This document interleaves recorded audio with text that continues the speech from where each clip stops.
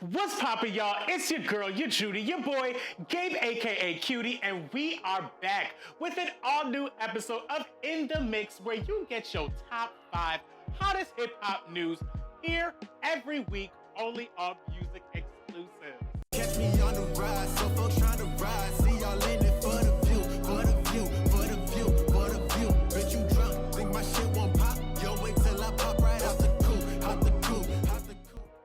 Kicking things off with number 5, we gotta give it to the top 3 artists that's actually been buzzing the people's socials: Champagne Papi Drake, Chloe Bailey, and my girl Ari Lennox. So Drake's actually released his 9th anticipated album, Certified Lover Boy, and honestly, y'all, I have been in between being way too sexy and confirming the decisions I made on maybe going out or maybe staying home.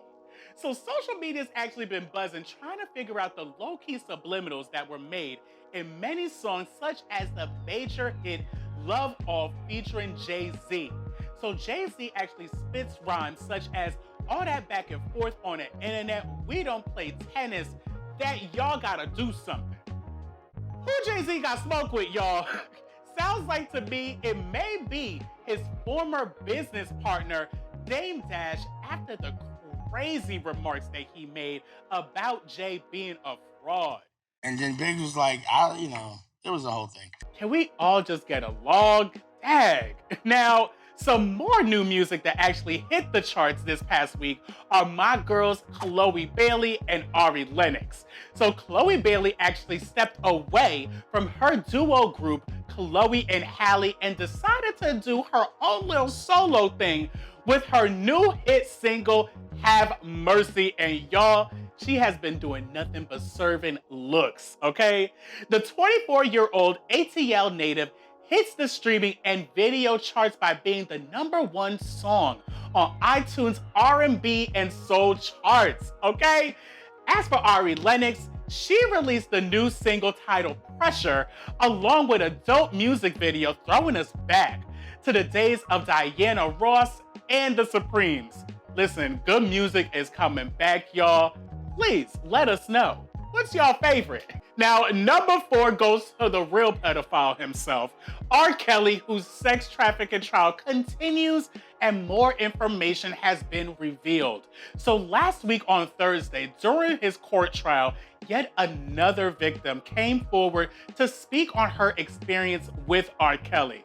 So Sonia, who was the woman that came on the stand, states that she was trapped and sexually assaulted by R. Kelly back in 2003 after connecting with R. Kelly for a huge interview that she had doing a radio show that she was interning for back in Salt Lake City, Utah.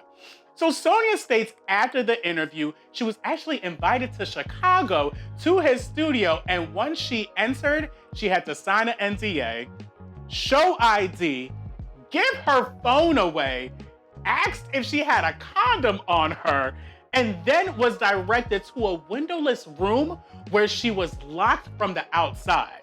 She couldn't get out of the room, y'all, okay, until or unless she was asked to use the bathroom. What type of mess is this? Like, what type of thing was he running back in the day? It's actually been told that Sonia was left without food or water for close to 3 days, y'all, and actually found herself naked one time with wet stuff on her thigh. Oh my God. So this is really getting out of hand. This man, at this point, do we really need to continue to hear the traumatic stories that this man has been going through and that he did? Leave him in jail and give him the life sentence that he deserves. R. Kelly needs the mental help that he needs and really needs to receive everything that he gets, because the victims do not deserve to go through the things that happen to them. This man is crazy, y'all, like, ridiculous, okay? Speaking of people going through things, number 3 goes to Kenneth Petty, who actually just recently pled guilty for not registering as a sex offender in LA, where he lives with his wife, the queen, Nicki Minaj. So if y'all don't know, Kenny Petty actually had to get a plea deal last month for failing to register as a sex offender in California, which is something that he has to do because of the fact that he is a registered sex offender after his rape conviction of first-degree rape back in 1995. This Thursday, he finally decided to take the plea deal and move forward with the process. While he did register out in NY, he failed to register in California, which then resulted to the feds getting to his ass and possibly leading to getting him locked up.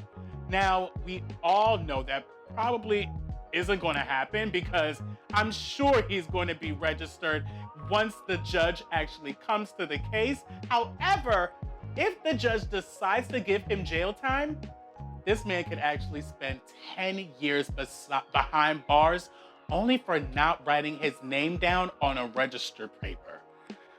This is really tricky, y'all, this situation, and all I can say that, listen, we are sending you positive vibes and energy to the Petties and Miss Nicki Minaj, okay? As things continue to buzz with the More Than a Woman star Aaliyah, with the rollout of her previous albums being available on all streaming platforms, we gotta acknowledge the #2 spot to the Queen Aaliyah as her Uncle Barry Hankerson speaks on her love for Beyonce and how Beyonce helped her out with some of Aaliyah's songs.